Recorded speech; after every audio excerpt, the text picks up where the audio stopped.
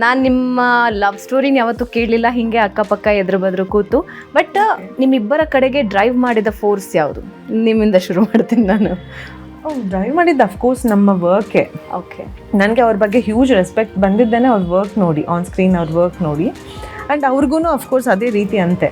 So ನಾವು meet ಮಾಡಿದಾಗ ನಾನು ಫಸ್ಟು ಅವ್ರನ್ನ ನೋಡಿದ ತಕ್ಷಣ ನಾನೇ ಅವ್ರ ಹತ್ರ ಹೋಗಿ ಅವ್ರನ್ನ ಅಪ್ರಿಷಿಯೇಟ್ ಮಾಡೋದಕ್ಕೆ ಅವ್ರ ಹತ್ರ ಹೋಗಿ ಹ್ಯಾಂಡ್ ಶೇಕ್ ಮಾಡಿ ಹೇಳಿದೆ.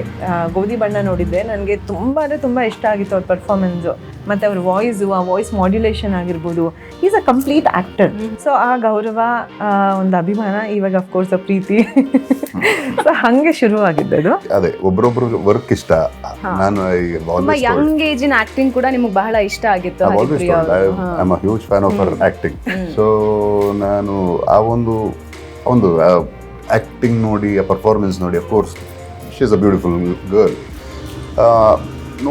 ನೋಡಿ ಎಲ್ರಿಗೂ ಇಷ್ಟ ಆಗುತ್ತೆ. ಬಟ್ ನಾನು I am a beautiful women girl ಅನ್ನಕ್ಕಾಗಲ್ಲ. when I liked you, when I had a crush on you, you were a girl. ಅಲ್ಲ, ಈಗ ಸಡನ್ ಆಗಿ ಹೋಗಲ್ಲ, ಮದುವೆ ಆಗಿದೆ, ಮಗುನೂ ಆಗಿದೆ, I am a women.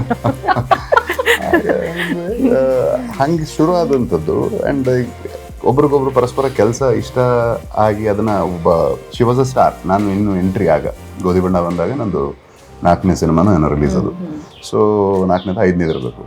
So ದೊಡ್ಡ ಸ್ಟಾರ್ ಆದರೂ ಬಂದು ನನ್ನನ್ನು ಗ್ರೀಟ್ ಮಾಡಿ ಮಾತಾಡಿಸುವಷ್ಟು ಒಂದು ಸೌಜನ್ಯತೆ ಇದೆಯಲ್ಲ, ಯಾವುದೇ ಬ್ಯಾಗೇಜ್ ಇಲ್ಲದೆ. ತಾನು ಅಂದರೆ ಒಂದು ಕ್ರೌಡಲ್ಲಿ ಒಂದು ಸಿಕ್ಕಾಪಟ್ಟೆ ಮಾಬ್ ಇತ್ತು, ಆ ಕ್ರೌಡಲ್ಲಿ ಓಡಿ ಬಂದು ಮಾತಾಡಿಸಿ ಹೋಗಿದ್ದು ಅಲ್ಲಿ. ಅದು ಆ ಗುಣಕ್ಕೆ ಫಸ್ಟ್ ನಾನು ಅಂದರೆ ಮುಂಚೆನೇ ಸೋತೋಗಿದ್ದೆ, ಇಲ್ಲ ಅಂತಲ್ಲ, ಗುಣಕ್ಕೆ ಸೋತೆ ಹೋದೆ ನನಗೆ.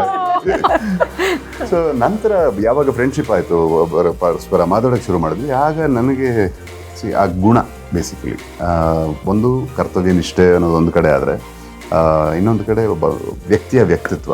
ಆ ವ್ಯಕ್ತಿತ್ವಕ್ಕಿಂತ ದೊಡ್ಡದು ಅಟ್ರಾಕ್ಟಿವ್ ಇನ್ನೊಂದೇನಿಲ್ಲ. ಸೊ ವ್ಯಕ್ತಿತ್ವ ನಿಮಗೆ ಸರಿ ಇಲ್ಲ ಅಂತ ಅನಿಸಿದ್ರೆ ನಿಮಗೆ you don't really feel like ಮಾತಾಡಬೇಕು ಅಂತ ಅನಿಸಲ್ಲ. ವ್ಯಕ್ತಿತ್ವ ಯಾವಾಗ ಚೆನ್ನಾಗಿರುತ್ತೆ ಅದು ನಿಮ್ಮನ್ನ ಇನ್ನೂ ತುಂಬ ಅಟ್ರಾಕ್ಟಿವ್ ಮಾಡುತ್ತೆ. And that's how I was attracted to Har.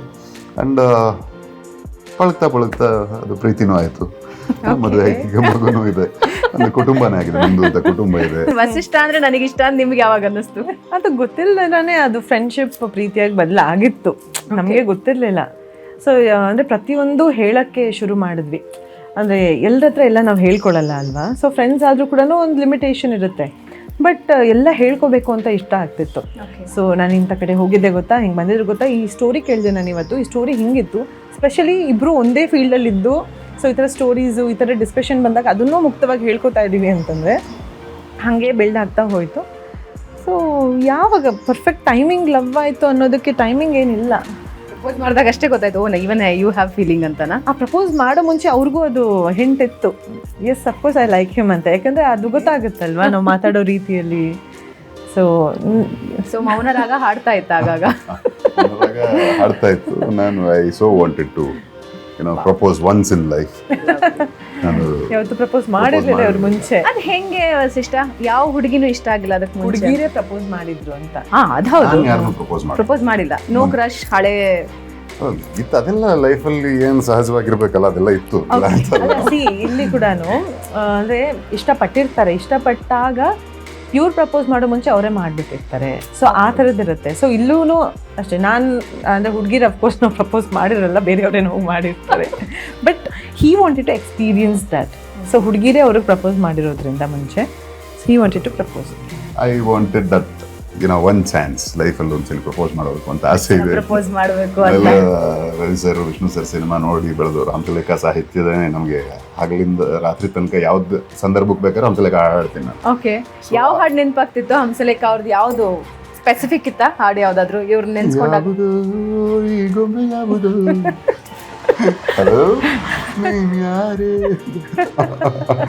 So ಹಂಗಿಂದ ಆಮೇಲೆ ಯಾವಾಗ ಇಷ್ಟ ಆಯ್ತು ಜೊತೆಯಾಗಿ ಹಿತವಾಗಿ ಅಲ್ಲಿಗೆ ಶಿಫ್ಟ್ ಆಯ್ತು. ಆ ಥರ ಸ್ಟೇಜ್ ಬೈ ಸ್ಟೇಜ್ ಟ್ರಾನ್ಸಿಷನ್ ಆಗ್ತಾ ಹೋಯ್ತು.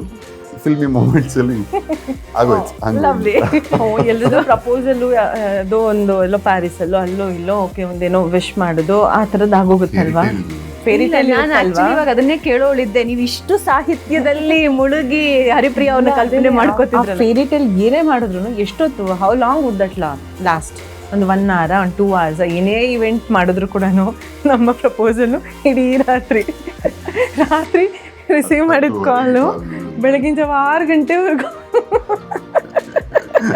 This is the longest I can tell and this is the most sweetest ಮತ್ತು ಪ್ಯೂರೆಸ್ಟ್.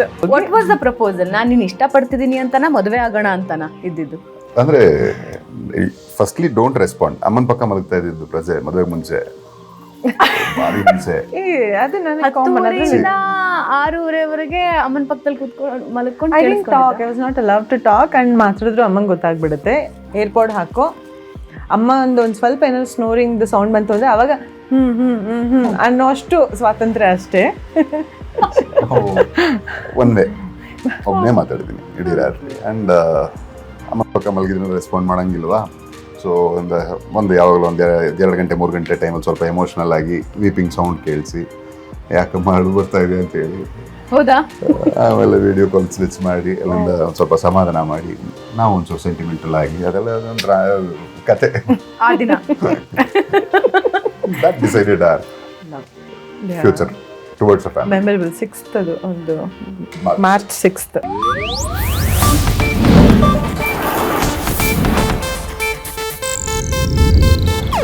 ಇದು ಏಷ್ಯಾನೆಟ್ ನ್ಯೂಸ್ ನೆಟ್ವರ್ಕ್ ಪ್ರಸ್ತುತಿ.